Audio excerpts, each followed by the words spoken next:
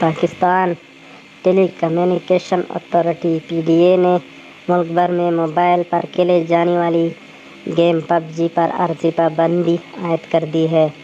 تفصیلات کے مطابق PTI کے ترجمان کی جانب سے جاری اعلامیہ میں بتایا گیا ہے کہ PUBG گیم کی سروس پاکستان میں عارضی طور پر معطل کی گئی ہے، جبکہ مکمل پابندی کا حتمی فیصلہ مشاورت کے بعد کیا جائے گا۔ تاہم یہ کتنا وقت لگے گا، اس بارے میں انہوں نے کچھ واضح نہیں کیا۔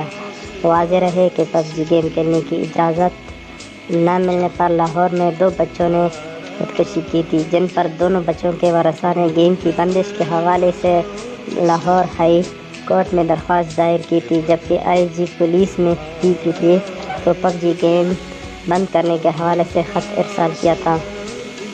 یاد رہے کہ آن لائن گیم PUBG کی وجہ سے اب تک دنیا بھر کے کئی نوجوان اپنی زندگیوں کا خاتمہ کر چکے ہیں۔ اس گیم میں 2 ٹیمیں بنائی جاتی ہیں اور دونوں کھلاڑیوں ہتھیاروں کی مدد سے ایک دوسرے کو قتل کرتے ہیں۔ ماہرین نفسیات کا یہ بھی کہنا ہے کہ گیم کے باعث نوجوان ذہنی تناؤ کا شکار ہو رہے ہیں، جبکہ ان میں تشدد کا عنصر بھی تیزی سے بڑھ رہا ہے۔